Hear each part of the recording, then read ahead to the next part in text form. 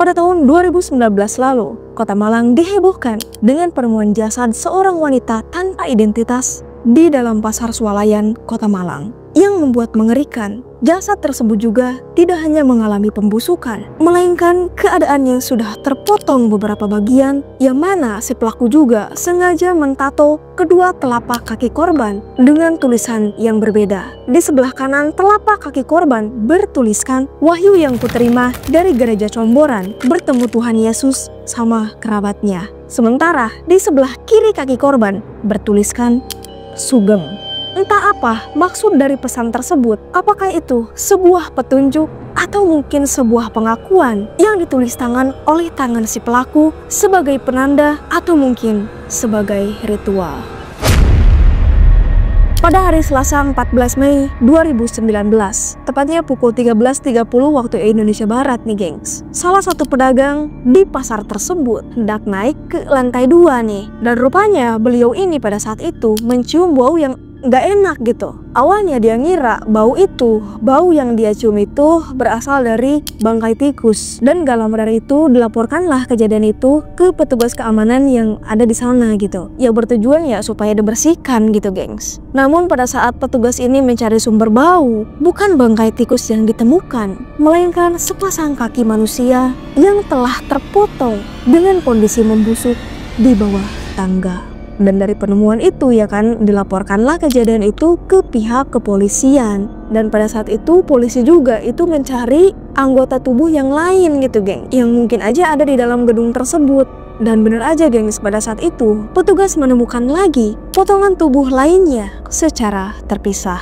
Ada di dalam toko, ada di tempat sampah, ada juga di dalam kamar mandi yang emang udah nggak terpakai gengs. Sedangkan kepala korban yang saat itu emang terpisah dari tubuhnya berhasil ditemukan terbungkus tas plastik hitam. Yang kalau dijumlahkan itu keseluruhannya ada 6 bagian gengs, ada 6 potong tuh. Kebayangkan ngerinya tuh kayak gimana gitu. Yang bikin merinding nih gengs, ternyata si pelaku itu sempat-sempatnya mentato korban dengan tulisan yang rada-rada aneh gitu. Entah itu sesudah atau sebelum korban ini meninggal. Tetapi diperkirakan bahwa si pelaku itu mentato korban itu dalam keadaan sudah meninggal dunia.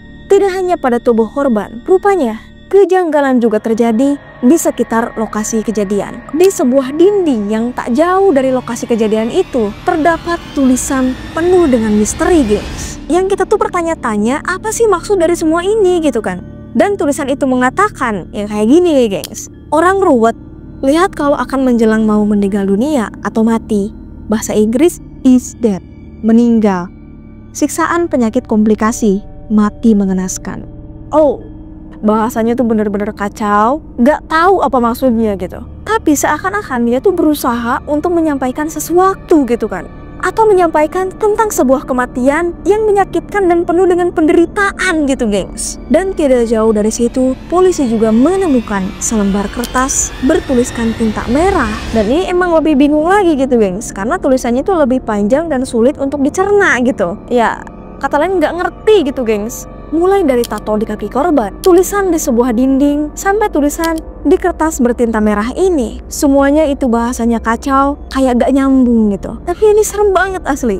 Jadi si pelaku ini tuh seakan-akan menyampaikan yang hanya dia bisa mengerti maknanya gitu. Dan di situ kita semua itu gak ada yang tahu, bahkan polisi juga bingung nih, siapa orang yang tega melakukan hal sekeji ini. Dan memang gak ada jejak gitu gengs. Ditambah lagi pihak kepolisian itu sulit mengidentifikasi korban karena memang yang keadaan udah membusuk banget gitu, udah rusak gitu jasadnya gengs. Karena diperkirakan insiden itu udah terjadi 5 hari yang lalu. Kebayangkan udah 5 hari gitu. Padahal melalui sidik jari kita bisa melihat identitas seseorang ya kan. Dan di sini tim forensik itu juga menemukan fakta bahwa luka potong pada tubuh korban itu cukup rapi dan bagus gitu. Melihat kondisi ini tuh dimungkinkan si pelaku menggunakan pisau tajam dan juga besar gitu gengs. Dan diprediksi juga jika si pelaku itu emang sudah terbiasa melakukan hal ini ya, karena emang rapi banget gitu. Nah setelah terkumpulnya sejumlah bukti, akhirnya polisi memulai penyelidikan. Gak perlu waktu lama, polisi akhirnya terfokus pada seseorang yang memang udah terbiasa berkeliaran di daerah pasar tersebut. Dan dilakukanlah pemeriksaan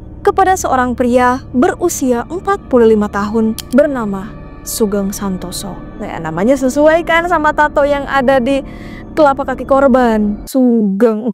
Dan akhirnya polisi ini tuh melakukan interogasi kepada Sugeng ini, dan setelah ngobrol ngalir ngidul ya kan, akhirnya Sugeng ini tuh mengaku kalau dialah yang menghabisi nyawa korban serta memotong-motong tubuhnya menjadi beberapa bagian. Ini asli serem nih.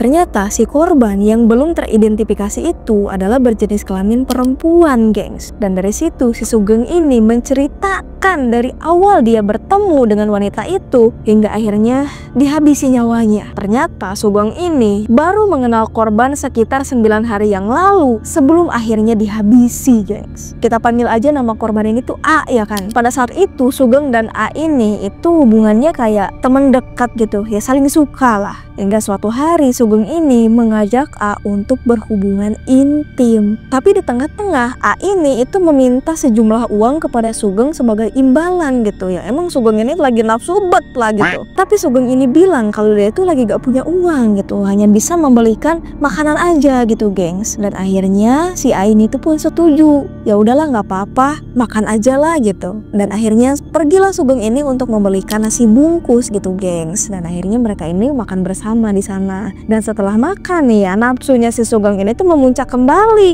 dan mengajak A untuk melakukan hubungan badan di sana. Tapi A pada saat itu menolak karena dia tuh mengaku lagi sakit katanya. Sugeng yang saat itu ditolak, A bukannya mengerti, ya malah dia tuh kayak nggak terima gitu. Dan pada saat itu Sugeng ini dengan keterpaksaan melukai alat vitalnya si A itu dengan tangannya si Sugeng sendiri hingga akhirnya mengalami pendarahan. Dan pada saat itu si A ini tidak sadarkan diri alias pingsan, gengs. Dan pada saat itu Sugeng ini melakukan aksi bejatnya dengan mengtato telapak kaki korban dengan menggunakan jarum sol. Kalian tahu kan jarum sol sepatu?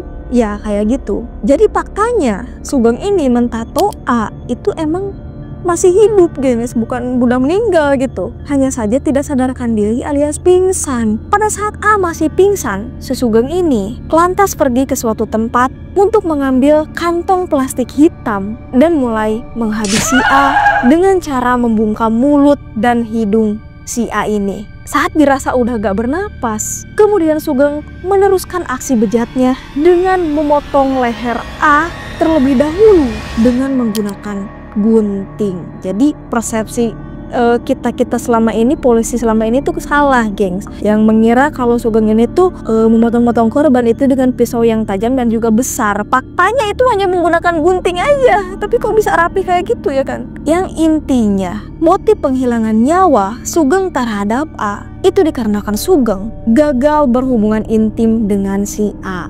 Dia merasa kecewa dan akhirnya menghabisi si A dengan cara yang seperti itu gitu. Dan hingga saat ini polisi itu masih belum mengetahui identitas korban karena memang susah gitu, gengs. Pernah juga tuh ya polisi pada saat itu membuat sketsa wajah yang disebar luaskan gitu kan. Tapi tetap aja tuh nggak ada keluarga yang datang atau kerabatnya gitu yang menjemput jasad si korban ini. Ya intinya nggak tahu siapa lah gitu. Dan fakta lainnya menunjukkan bahwa si Sugeng ini itu latar belakangnya tidak baik-baik saja, gengs. Beliau mengidap gangguan jiwa, bahkan ya sebelumnya dia itu emang udah pernah terjerat kasus hukum karena sebuah kasus dia itu memotong lidah seorang perempuan yang mana perempuan itu adalah istrinya sendiri, guys. Jadi emang Sugeng ini tuh dulu tuh pernah berumah tangga, pernah punya istri gitu kan. Tapi pada saat itu istri Sugeng ini tuh meminta cerai karena ya memang perlakuan Sugeng terhadap istrinya itu emang kasar gitu. Dan diketahui juga nih keluarganya Sugeng, ibu, ayah, keluarganya bahkan yang ada di rumah itu ada yang melaporkan gitu ya, tetangganya katanya mereka itu emang bersikap aneh gitu, berperilaku nggak wajar gitu, gengs. Jadi nggak cuma Sugeng gitu, emang keluarganya itu agak gimana ya, mungkin maaf nih ya, mungkin ada bukan keterbelakangan mental ya, emang ada gangguan mental gitu ya, emang berbeda lah gitu perilakunya ini dari keseharian orang normal pada umumnya gitu. Dikabarkan si Sugeng ini tuh emang sering marah, urakan gitu. Bahkan pernah dikabarkan juga jika Sugeng ini itu pernah suka, itu pernah jatuh cinta kepada adiknya sendiri, gengs, adik kandungnya. Dan kemanapun adiknya pergi, si Sugeng ini tuh suka ngebuntutin gitu, yang ngikutin lah kemanapun pergi gitu. Dan emang ada perhatian lebih gitu ke adiknya ini gitu, gengs, nggak cuma sebatas sama adik kandung gitu. Nah, dan setiap kali adiknya ini bawa pacarnya ke rumah, itu si Sugeng ini tuh selalu marah besar gitu, gengs. Bahkan sempat mengancam pacar adiknya ini, katanya kalau kamu datang ke sini lagi akan kuhabisi kamu, katanya. Nah, orang tuanya Sugeng ini tuh kan resah, takut terjadi apa-apa gitu sama adiknya. Dan akhirnya adiknya Sugeng ini tuh dipisahkan atau disembunyikan oleh orang tuanya, entah itu ke saudaranya atau siapalah gitu kan ya. Dan dari situ Sugeng ini tuh merasa kecewa, geng, karena dia tuh dipisahkan dari orang yang dia cintai gitu kan. Geli lah. Hingga akhirnya Sugeng ini tuh semakin depresi ya, dan mengalami gangguan jiwa gitu. Dan diketahui juga nih, Sugeng ini tuh emang tunawisma, gengs. Jadi di pasar tersebut itu adalah emang tempat tinggalnya, tidur di situ, makan di situ, pokoknya tinggalnya di situ lah. Hingga pada Rabu 26 Februari 2020, Sugeng dijatuhi hukuman oleh Majelis Pengadilan Negeri Malang Lantas dengan vonis 20 tahun penjara, gengs. Dan diketahui ya, vonis ini tuh emang lebih ringan dari tuntutan jaksa, yakni seumur hidup gitu, gengs. Namun Sugeng ini melawan dengan berupaya melakukan banding melalui pengacaranya. Di situ Sugeng ini tuh kekeh nih, gengs. Dia tuh ngerasa bahwa dia tuh tidak melakukan pembunuhan gitu. Namun setelah Sugeng ini melakukan banding, bukannya diringankan atau dibebaskan, Sugeng malah divonis kasasi pidana mati, gengs. Vonis kasasi ini dikeluarkan Mahkamah Agung pada Kamis 27 Agustus 2020 lalu. Dan aneh juga nih, si Sugeng ini katanya dia tuh nggak ngehabisi nyawa si A, tapi A-nya aja yang mau, katanya gitu, karena dia tuh emang punya penyakit, katanya kayak gitu. Siapa juga sih orang yang mau metong dengan cara kayak gitu, ya kan? Ya pokoknya pengakuan Sugeng ini tuh emang berubah-ubah gitu, geng. Kadang begini, kadang begitu. Ya namanya juga, ya kan? Oke guys, itu dia ada kasus yang sempat menghebohkan kota Malang. Gimana nih menurut kalian? Apa bener gitu kan si Sugeng ini emang disuruh korban buat ngehabisin nyawanya karena sebuah penyakit gitu? Karena kalau kalian notice deh ya, di tulisan dindingnya itu kan kalimatnya tuh penyakit komplikasi gitu. Apa itu ada kaitannya atau mungkin hanya akal-akalan si Sugeng aja gitu, gengs? Gimana menurut kalian? Tulis di kolom komentar. Oke gengs, sekian dulu di pembahasan kita kali ini. Terima kasih sudah menonton. Jangan lupa subscribe and see you in the next video. Bye.